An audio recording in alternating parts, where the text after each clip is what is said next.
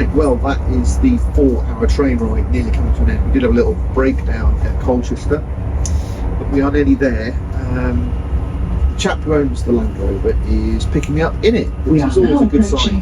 There we go. So we should be there any minute now. So apparently we're going to be down here somewhere. I can see it already. What do you think it's going to be, guys? Can you guess? And there it is. I think it's pretty cool that he's picked me up in it, actually.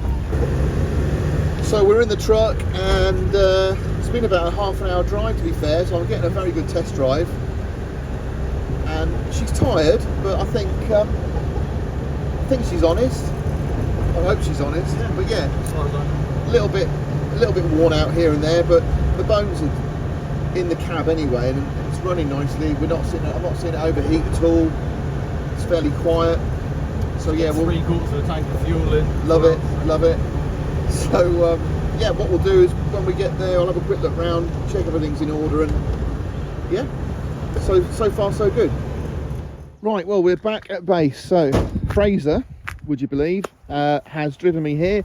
I'm just going to go over the vehicle now. I won't bore you too much with what I'm going to do, but obviously I'm going to check the chassis, going to have a look in the engine bay. We've driven it for a long time, so I've had a chance to see it running. It's not smoking. I'll look at some of the repairs, check VIN numbers and things like that, and then we'll know where we are. But so far, yep, it is what it is. So let's get stuck in and have a look. Right, so if you're wondering, you've got your chassis plate, your VIN number is on here, and then we're going to have a little look under here as well. So we're hoping, and I have got permission to do this, we're hoping there is something here. The only thing that worries me, it's got a little plate in there, but it should.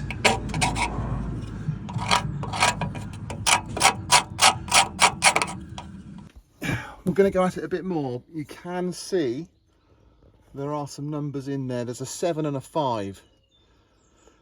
So that's good. So we'll keep going at that. But obviously you always need to ask permission to do this, because if somebody's going to say no, they might have something to hide, and it's not really damaging it at all. It's just removing a bit of wax oil and a bit of paint, which you can always replace. So we're going to get some WD-40 just to try and take some of that grime off, wire brush, and see if we can bring it up. Right, we do have numbers, so what we're going to do now is we're going to take a photograph and try and have a look.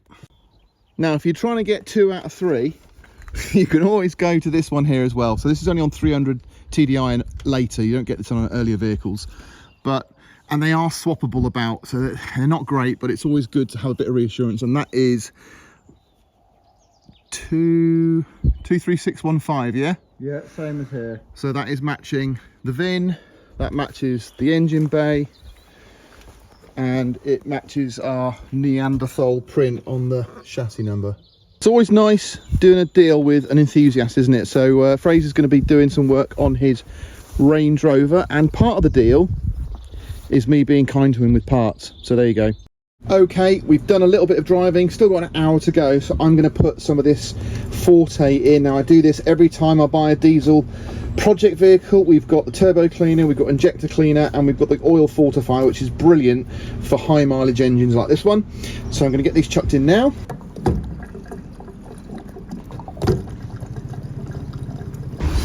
And the oil fortifier needs a good shake, and then we'll drop it straight in. Right, with that, I think the engine will be a lot happier. This is a pretty sweet little truck. Well, sweet big truck. I'm trying to nurse it a little bit. Not gone over 50. The reason for that is there's a little bit of vibration, which I think could be either a drive shaft or more likely a prop, and it's probably going to be the rear prop. There's a bit of slop in the gear changes, a bit of a knot, so I think that's going to need replacing. So I don't want to overdo it and spin it off. So I've got about 20 minutes left. Half of that little vibration, really nice. So the next time I come back to you is going to be in the morning. I'll give you a bit of an update and we'll have a proper look at the truck. Well guys, it's going to be a few weeks until we see the old 130 again, but I just thought I'd do a quick walk around, because obviously didn't want to put Fraser under a load of pressure when we were there yesterday buying it. But the drive back yesterday was really good. Just no real issues except that little vibration. So I've got a feeling it's probably the rear prop, because again, when I've been changing gear, there's been a shunt, which could quite well be the prop if it's completely devoid of any grease, if it's just worn, and they are prone to going. So we had to put one on the other 130, so there's a good chance it's that. These are all things we're going to check over. Now, normally when I get this, a vehicle like this, I've got two choices. If it's from a distance, I'll either get it recovered back so I can go over it myself and go through it all and check it's all okay. But historically, we've actually given most of our vehicles to GJH services in Kings Lynn in Norfolk, where I'm from. It's a friend of mine who does the work on the Defenders. Now, he specialises in these, and what he'll do for me is make sure that it's going to be ready for a trip of 250 miles. That's the key, really. I want it to be reliable and safe. Now, I'm sure it is reliable and safe because I've just driven it for an hour and a half, but little things like that, I don't want to create more wear and tear if need be. So Gav, I'm going to head over to Gav's in a minute and drop the vehicle off there. That's going to be with him for about 3 weeks. He's going to hopefully go through it all and just do some major things. So if it needs a swivel, for instance, if it needs a prop, those are the kind of things that he'll do, the heavy lifting, if you like, before I come back down again and drive it back to Liverpool, which is 250 miles. Anyway, enough talking. Let me show you around. So for those of you who don't know, this is a 130 double cab. So like the high capacity 110, it's got the bigger buck on it, the bigger pickup bit, but it's a bit shorter, and I've always really fancied putting one of these on a 110 high cap and make a short body, but I haven't done that yet. But anyway, that could be something for the future. But it's basically got a really nice big pickup section in the back, tailgate. Remarkably, this tailgate isn't damaged, so even this bit up here, look, I don't think it's dropping down enough to hit the toe ball. Normally they get battered to hell because this toe ball will be sat quite high up and they get all dented, but this one's in really good order. Probably going to need some new latches. That's not too bad. We've obviously got good light panels. It's dented in many places, and I don't know if we can get these. I think you probably can get these sills, just don't know, because both of those are damaged. On the back here, we've got helper springs in there. Look, you've got a spring inside a spring, and that's just to help things along. It has had a mid cross member somewhere. It's not that one, but it's in there, body cross member. That was fitted for additional support, and the other one had corroded, but the chassis looks nice. It's got some patches on it, yes, you can see here, look, all over. But Gav again is the welding king. He'll go around and have a good look, and if it needs any more patches he can do that. So the elephant in the room is the door. So the story is that this slid gently in the snow into a ditch, and unfortunately there was a stump there, which is what caused that.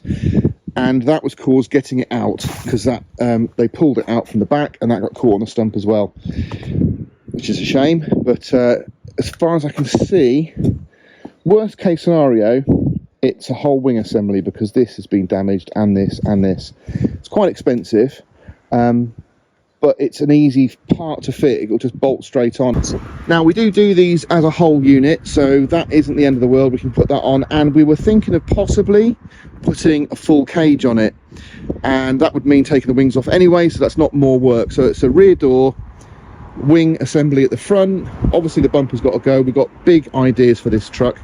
It's going to be changing its look quite a bit. Nice bit of doubt, I didn't notice that. Nice bit, I don't know how I didn't notice it, but look, you've got wing damage there as well, so it's going to need new skin. This is repairable, if I'm honest. Whether we repair it or just replace it, I don't know. I think probably we'll go for a replacement on there. Bonnet's good, no dents really to speak of. Little tiny crease there which you can sort out. The vent flaps are all good, but they don't open very nicely because the vent pins have seized. They're all corroded. We'll get those replaced with stainless ones. Bulkhead's all nice and tidy. It's probably the cleanest bulkhead I've ever bought. Looks like it's had a snorkel on it in the past, so a bit of remedial work there. All the hinges need replacing. These doors are all good. Another little dent here, and then this has been stoved in, as I mentioned earlier. Now we are changing the wheels. Part of the deal was to send the wheels and tyres back to Fraser, because we don't need those. We're going to be changing them. They're great. I love those cross contact, I think they're called, Latitude Cross. They're a great tyre and they are expensive, and that's why he wanted them back, because he's got that Range Rover Classic he might put them on. Windscreen's good, the roof is good. The roof rack's going to be going. I'm going to see if Gavin's got a home for that possibly, but you know, generally it's a straight 130. While we were going around, did anybody else notice the problem with this vehicle that I didn't spot when I picked it up? It's pretty obvious. If you didn't notice it, look at that. It's got the wrong bloody number plate. It should be CV56, not 66. No such thing as a 66, I don't think. So, you can see here, look. I don't know how a company can get that wrong, because you give them the V5. Anyway, we'll get that blanked off now for the drive over to the garage. Right, so we're here at GJ8 Services in Kings Lynn. Like I said before, always bringing my Land Rovers here. Gav knows what he's doing. He's going to sort it out just so it's ready for the trip back to Liverpool. But you can see he's got already quite a number of Land Rovers to go through. But about 3 weeks, we should be all right. And we've just been through it. Hopefully that knock he suggested might be the A-frame ball joint, so that's a possibility. Well guys, that is it for the video. It's just a short one, but at least you know where the next project's going to be. It'd be interesting to see your comments to tell me what you would like to see done to this. I've already got an idea in my own head of what I want to do to the 130, but if you've got some ideas or you've got an opinion on what you'd like to see it done like, drop a comment below. It'd be great to hear from you. And if you haven't subscribed, make sure you subscribe and you won't miss the full build on this, which will be starting in about 3 weeks. So thanks for watching, and I'll catch you on the next one.